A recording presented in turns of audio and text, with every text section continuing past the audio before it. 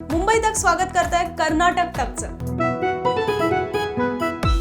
14 जानेवारी 1761 पानिपतचं महायुद्ध, तिसरं महायुद्धामध्ये मराठे हरले असा एक इतिहास लिहिला गेला. पण कुठेतरी हा इतिहास चुकीचा लिहिला गेला हे सांगण्याकरता आमच्याकडे हरियाणामधून जळगाव शहरात एक काही मान्यवर आलेले आहेत. ते हरियाणाचे मूळचे आहेत, परंतु 250 वर्षापासून तर महाराष्ट्राचा ऋणानुबंध, कुठेतरी तुटलेला ऋणानुबंध 250 वर्षाचा जोडण्याचा हे प्रयत्न करत आहेत. माझ्यासोबत हरियाणाहून आलेले जोगिंदर सर आहेत.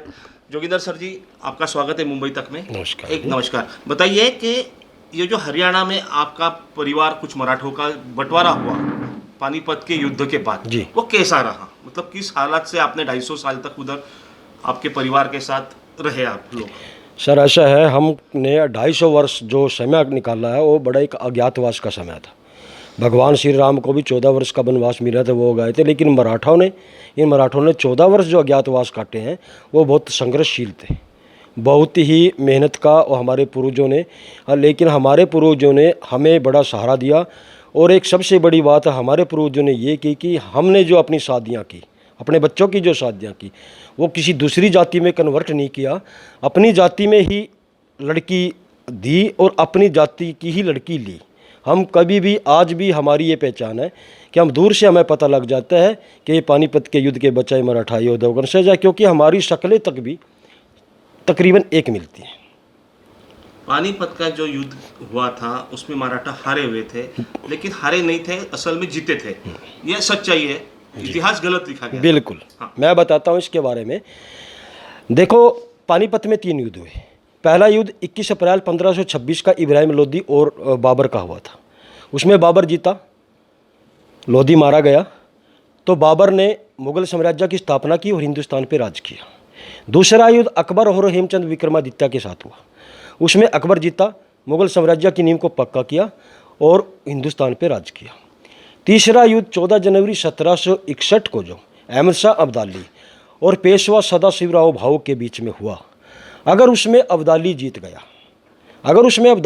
गया तो 20 मार्च 1761 को हिंदुस्तान छोड़कर क्यों भाग गया?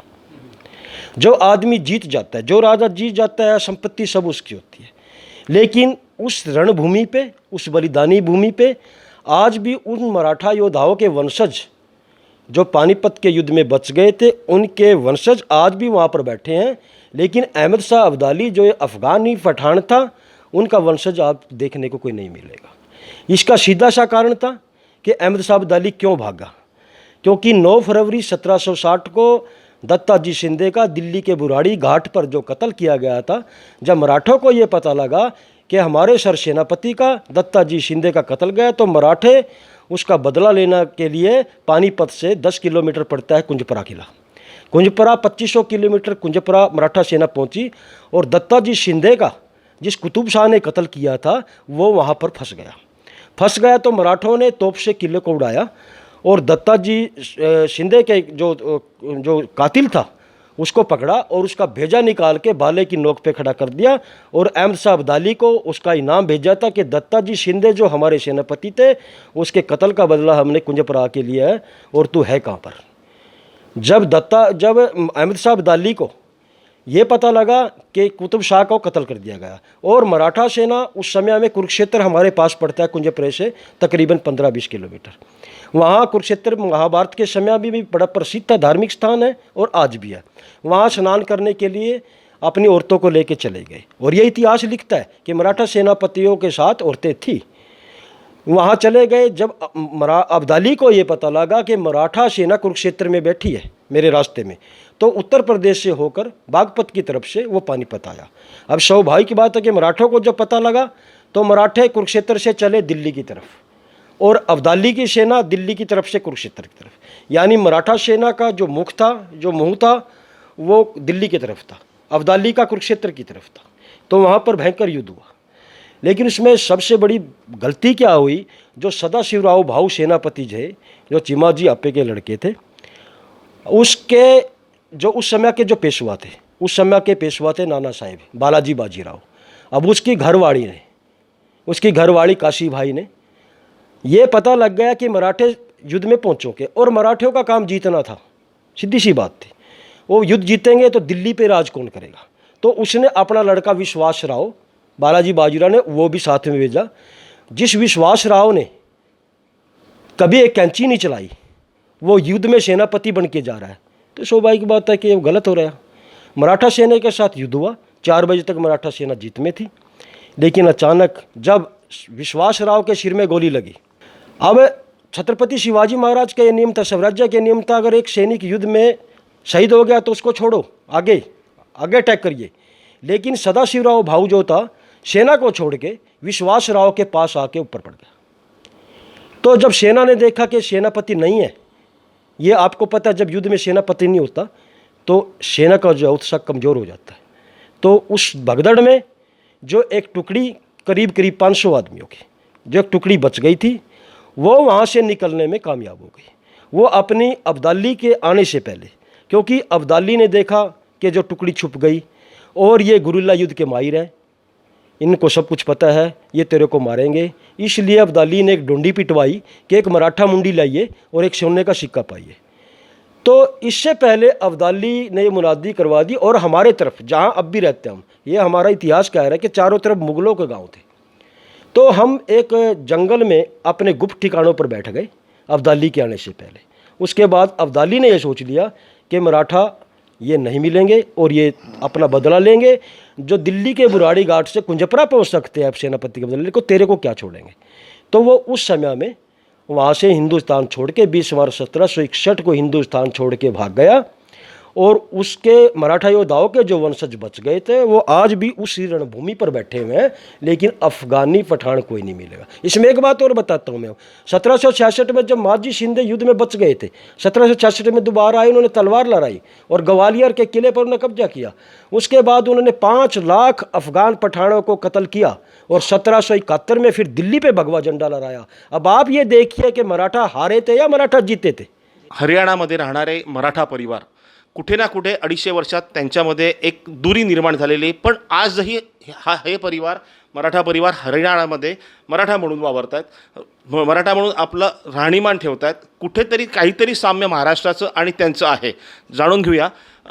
आप मुझे बताइए कि हरियाणा में आप महाराष्ट्र की ही तरह मराठाओं की एक जाति से वहाँ पे रहते हो, क्या साम्यता है महाराष्ट्र के और हरियाणा के आपके बोली भाषा में, क्या लगता है? मतलब कैसी कैसी कौन से शब्द आते हैं जो मराठी में यहाँ पे महाराष्ट्र में यूज़ किए जाते हैं और आपके यहाँ पे? जी, यानी हमारे संबंध इनके किस प्रकार के, ये सैकड़े शब्द ऐसे हैं, करीब 100 से ज़्यादा शब्द ऐसे हैं जो आज भी हम मराठी भाषा के बोलते हैं।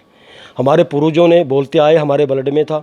जैसे हम यहाँ पर मराठी भाषा के शब्द जो होते हैं, किवाड़ बंद करो, किवाड़ हो गया, भीत है, और भैंस की दार निकालना, शशा, लड्डू, दोपहर, बाड़ा, ऐसे सैकड़ों शब्द ऐसे हैं कि हमारे मुख से ऑटोमेटिक बोले जाते हैं। और इसमें हमारे संबंध क्यों हैं?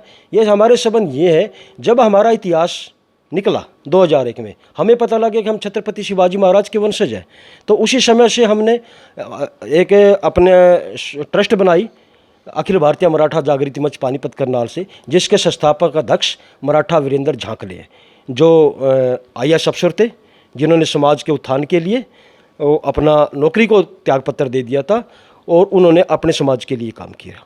उसके बाद उनके साथ डॉक्टर वसंत केशव मोरे कोल्हापुर से, जिन्होंने शिवाजी इतिहास के ऊपर, छत्रपति शिवाजी महाराज के इतिहास के ऊपर सबसे पहले PhD की थी, जो हिंदी विभाग के प्रोफेसर थे, उन्होंने हमारे साथ कंधे में कंधा मिलाया। वो यहाँ से पूरी टीवी की एक टीम लेके गए, गांव-गांव में घूमे और सारा हमारा रहन सहन, रस्म रिवाज, रीति रिवाज, खाना पीना, तीज त्यौहार, हमारी शक्लें, हमारे कपड़े, हमारा पहनावा, सब कुछ चेक किया।